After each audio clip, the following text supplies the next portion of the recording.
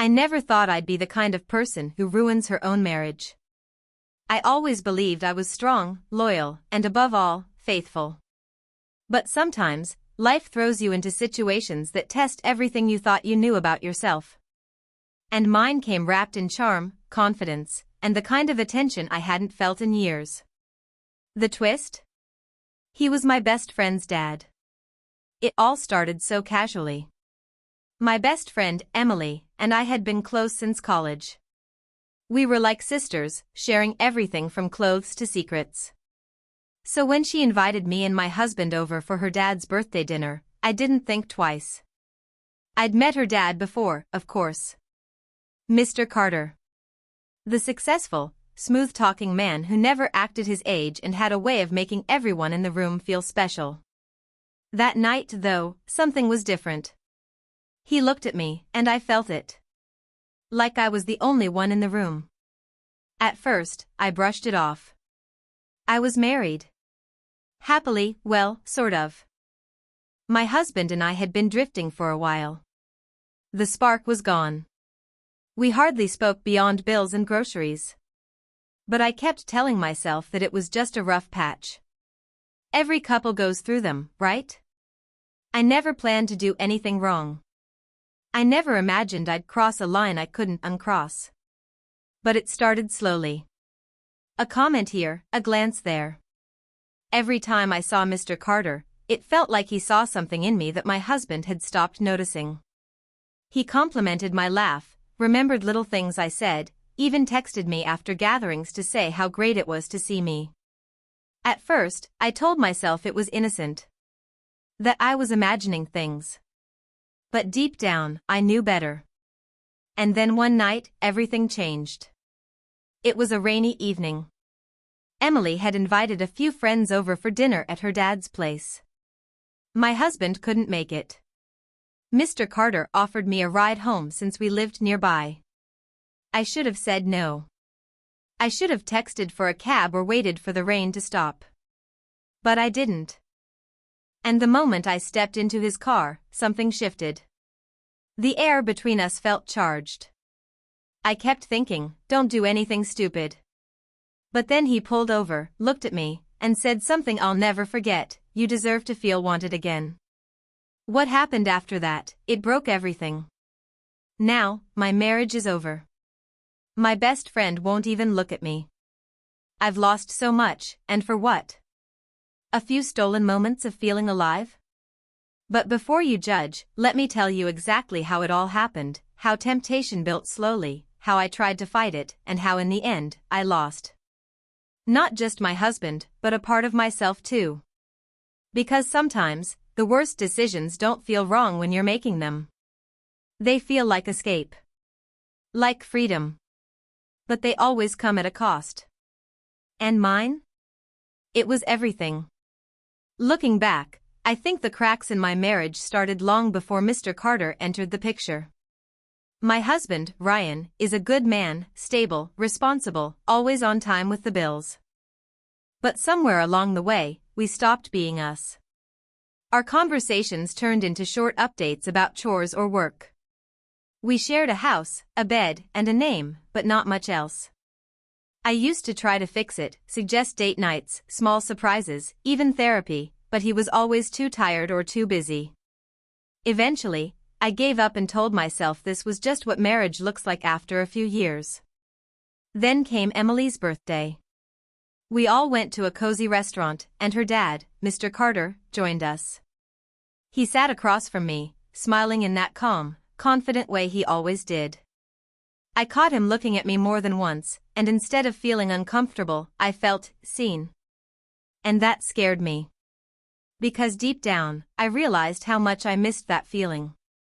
Over the next few weeks, I started seeing him more often. Emily and I were planning her wedding, so we were constantly meeting at her dad's house. And every time I came over, Mr. Carter was there, offering coffee, asking about my day, joking in ways that made me laugh out loud. He never crossed a line, but there was always this tension. Like something unspoken was always hanging between us. I remember one afternoon clearly. Emily had stepped out to grab something from the store, and I was sitting alone in the living room. Mr. Carter walked in, handed me a cup of tea, and sat across from me. We talked for a while, just random things, but then he said, "You look tired. Like you carry too much." I didn't know how to respond. No one had noticed that in a long time. Not even Ryan. That night, I couldn't sleep. My mind kept going back to his words, the way he looked at me. It felt wrong, but it also felt like something I couldn't ignore anymore. I wish I could say I made better choices after that. But the truth is, I started craving those moments. The excitement. The escape from my day-to-day routine. I told myself it was just harmless attention, that I wasn't doing anything bad. But in my heart, I think I already knew I was standing on the edge of something dangerous. And once I stepped over, there was no going back. After that day in the living room, something in me shifted. I started finding excuses to be around Emily's house more often, lingering after she left, helping her with errands that didn't really need my help. And Mr. Carter, he never pushed, never said anything obvious.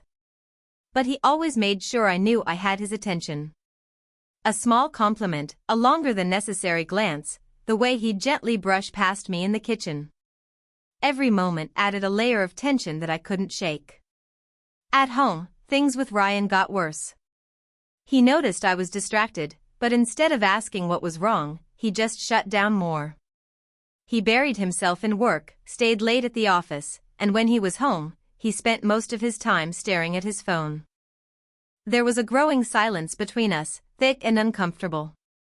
I started sleeping on the edge of the bed, and he didn't even seem to notice. One night, Emily called me in tears. She was having second thoughts about her fiancé, Mark. She said he'd been distant, secretive, and she was scared she was making a mistake. I spent hours comforting her, talking her through it, helping her calm down. That moment hit me hard. Here was my best friend, trusting me with her fears and her heart, while I was hiding something I couldn't even say out loud. The guilt was unbearable, but still, it didn't stop me. The main conflict wasn't just between me and Ryan, or even between me and Mr. Carter. It was inside me. I was torn between the life I had built and the feelings I couldn't control. I wasn't thinking straight. I started dreaming about what it would feel like to start over, to feel loved again, even if that meant losing everything else. Then came the weekend trip. Emily invited a small group of friends to her family's lake house for a getaway, me, Ryan, Mark, and a few others. Her dad was already up there doing some repairs and staying for the weekend. I hesitated at first, but Ryan pushed me to go, saying maybe it would help us reconnect. I nodded, but deep down, I knew it would only complicate things. And I was right. Because that weekend, everything I'd been hiding, every feeling I'd been trying to bury, came rushing to the surface. And from that point on, nothing was ever the same. The lake house was quiet when we arrived, peaceful in a way that almost made me forget the mess brewing inside me. Ryan was in a good mood for once, trying to be affectionate, probably sensing that something was slipping. He kept holding my hand, laughing at small things, and I tried to play along. But every time I looked up and saw Mr. Carter, something twisted in my stomach. He barely said a word when I walked in, but the way his eyes found mine for a split second, it said everything. That first night, we all sat around the fire pit, passing drinks and sharing stories. Emily was glowing again, caught up in planning her wedding, and I kept wondering what she'd do if she ever found out what I was hiding. Every time she smiled at me, it felt like a knife to the chest. Ryan sat beside me with his arm around my shoulder, and I could feel his effort, how badly he wanted us to go back to the way things were. But I couldn't shake the weight of the lie between us. The tension peaked the next afternoon. Everyone went out on a boat ride except me and Mr. Carter. I stayed behind, claiming a headache, and he said he needed to finish fixing a broken step on the deck. For the first hour, we stayed apart. I stayed in the kitchen pretending to read, but I could feel every second passing. The silence was loud. And then, around sunset, I stepped outside. He was standing there, wiping his hands, eyes on the water. I didn't say a word. I didn't have to. He turned to me, and in that moment, everything we'd been avoiding came crashing forward. He walked toward me, slow, like he wasn't even sure this was happening. My heart was racing. I kept thinking, don't do this. You can still walk away. But my feet didn't move. He said, you don't have to pretend with me. I see you. And that was it. Just as his hand brushed mine, we heard voices. Laughter. The group was back early. I jumped away like I'd touched fire. My heart was pounding, not just from what almost happened, but from what it meant. Because now the line wasn't blurry anymore. Now, it had been crossed. Even if no one else knew it yet, I had. And there was no turning back from what was coming next. Dinner that night was filled with laughter and stories, but I couldn't hear any of it clearly. My mind was still on that moment by the deck, the look in Mr. Carter's eyes, the warmth of his hand brushing mine, the panic that followed when everyone returned. I felt like I was wearing a mask, smiling when I needed to, laughing on cue, sitting beside Ryan like I hadn't just betrayed him in the worst possible way. My chest felt heavy with guilt, but something else too, fear. Not of getting caught, but of what I might do next. Then, just when I thought I had a grip on things, Emily dropped a surprise during dessert. She stood up, clinked her glass, and with a proud smile said, Mark and I have decided to move up the wedding. We're getting married next month. The room erupted with cheers and hugs, but I sat frozen. 1 month.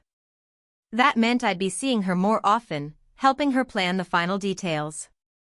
That meant I'd be around her dad even more. My heart started racing again, and I could feel Mr. Carter looking at me from across the table. I didn't look up.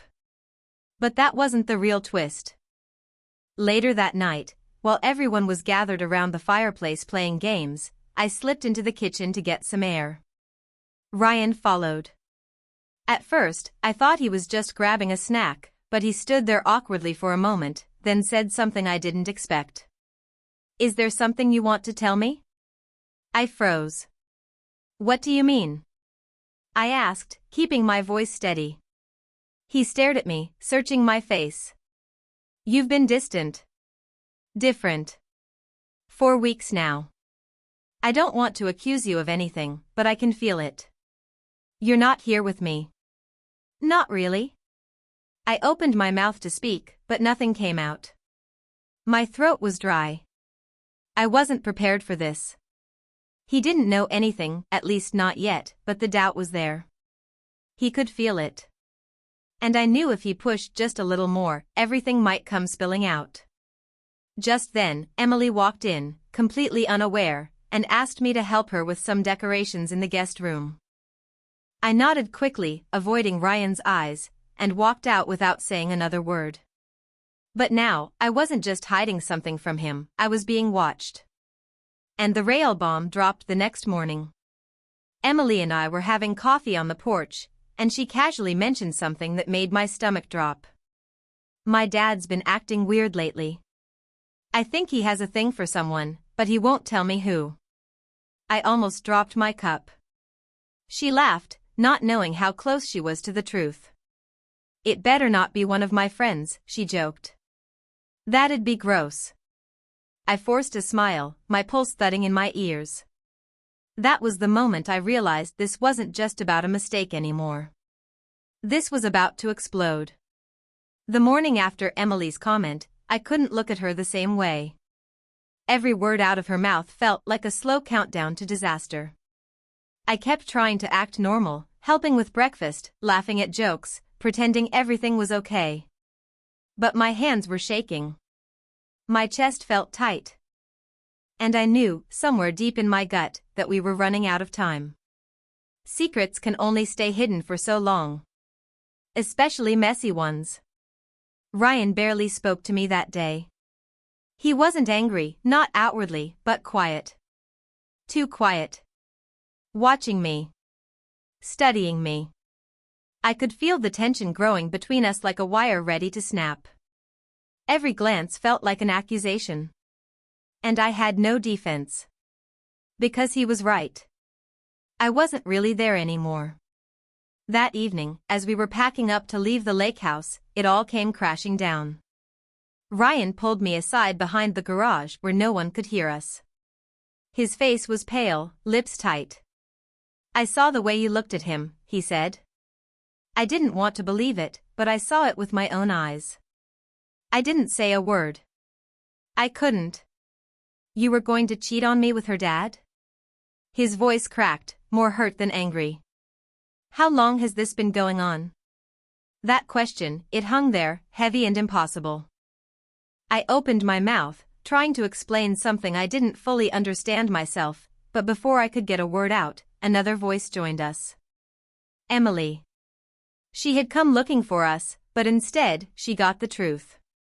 Her wide eyes shifted from Ryan to me, then narrowed. "Wait, what did you just say?" I froze. "Please," I whispered, stepping forward. "Emily, no. Tell me you didn't." Her voice was sharp now, full of disbelief. "Tell me you didn't get involved with my father." Silence. That was all she needed. She stormed back toward the house, shaking her head, and Ryan just stared at me, like he didn't even recognize me anymore. I tried to reach for him, but he stepped back. "We're done," he said quietly. "I'll get my things." Everything after that was a blur. The ride home. The endless texts from Emily that I didn't answer. The silence from Mr. Carter. Days passed like fog. I had lost everything, my husband, my best friend, and whatever version of myself I used to be before all of this. But just when I thought the damage was done, I got an email. From Mr. Carter's ex-wife. She wrote, "I know what happened. And you deserve to know the full truth about him, about what he's done before. You're not the first." That's when it hit me. I thought I had been in control. I thought I was the one risking it all for a forbidden connection. But I wasn't the only one keeping secrets. And maybe I wasn't the only one he had fooled. 31.